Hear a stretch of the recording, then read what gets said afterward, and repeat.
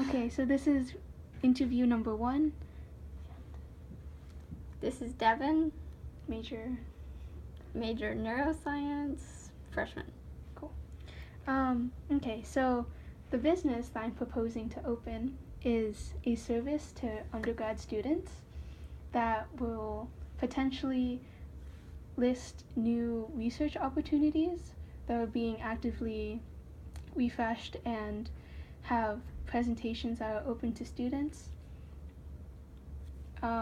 The service would potentially help undergrad students integrate more research into their undergraduate years, and I hope this would increase research participation in UF overall. Awesome. I mean, it sounds like a great idea. Cool. Who would you think would most likely benefit from such a business? I mean, pretty much any UF student, because research a while ago was just mostly science, but now you can do research in the humanities, the arts, all different fields. So anyone who's interested but doesn't quite know how to get involved, be useful. Okay. What do you think the benefits would be of, like, if you were a student and you joined the service, what would you be looking for to, like, receive in terms of, like, services? Okay. Just kind of the know-how, like you were talking about. I mean, what you can gain from research definitely differs from each major and field, but overall what you gain from research is, just work experience in general, how to work in a lab if it's science, or maybe just how to do research in general, working with different people, kind of collaborating, and it's a great thing to put on your resume. So if someone was willing to help you with that process, help you gain that knowledge, then it'd be very helpful.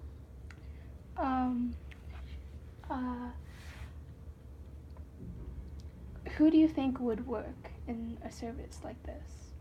Like, do you think it should be student operated, or should it be a mix of, like, professional and students, or? I would say a mix, just because you'll get more diversity, and of course the professionals will, they've already gone through this process, so they know more about the field, but also student perspectives are important because they're more in the thick of things, of trying to, get through the process.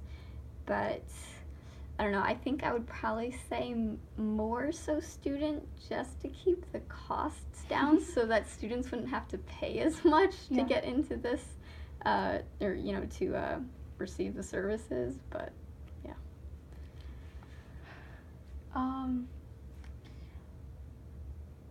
What else do you think a research service like this should provide? Well, I'm involved with a club right now that kind of sends out little newsletters about research opportunities. So in addition to maybe like appointments or consultations, something like that, maybe you could send out emails or newsletters kind of introducing new research opportunities, and maybe a little bio about the professor, like how to approach them or something like that. From the other perspective, like from a professor or researcher that is looking for students, what else do you think the service would need to do to help them?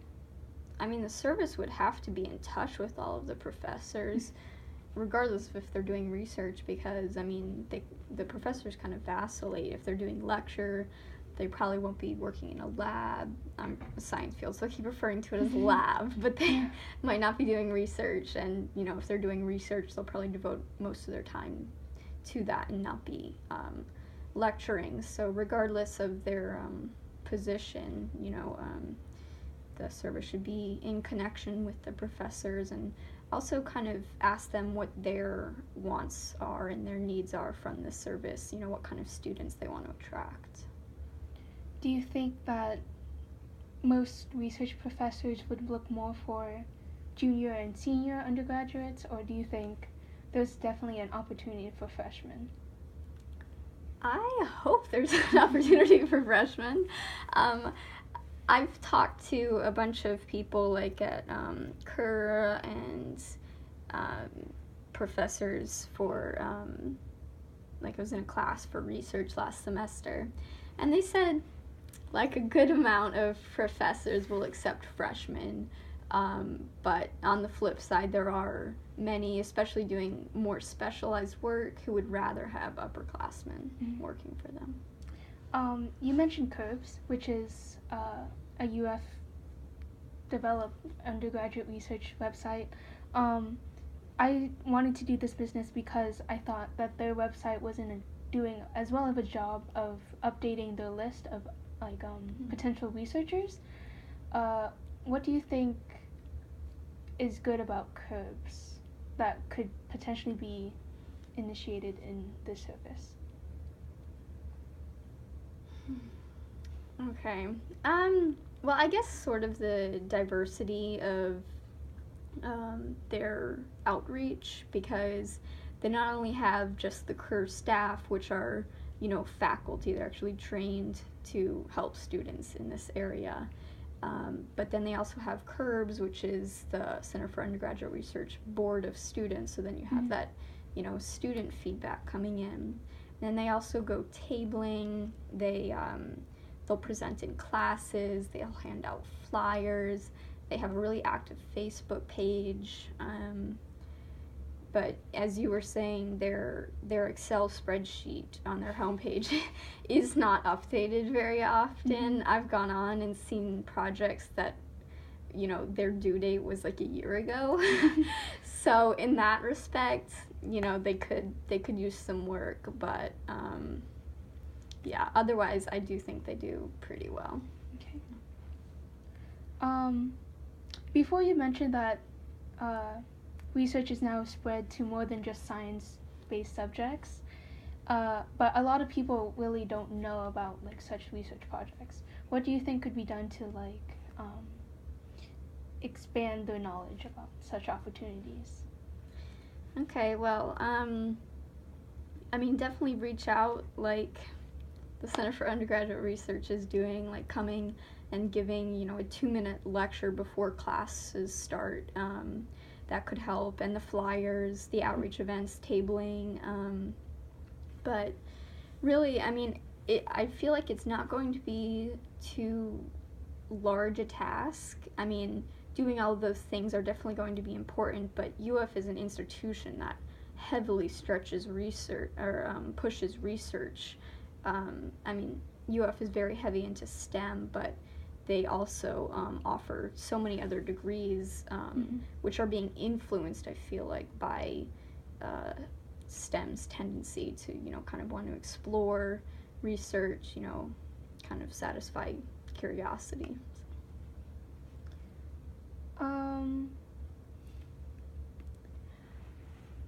So if this service was to be developed, do you think they should have an office, like in Kerr they have Curbs, which are personal students talking one-on-one.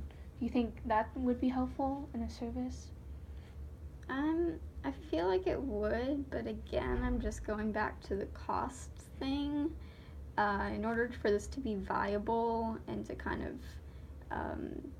outweigh and be competitive against just UF clubs that don't even cost anything, that provide similar services, like I was talking about with the club I'm participating in, where they send out newsletters. This service would, not only have to provide kind of a wide range of opportunities and have different networks that would be competitive for UF students, but they'd also have to keep the costs somewhat low.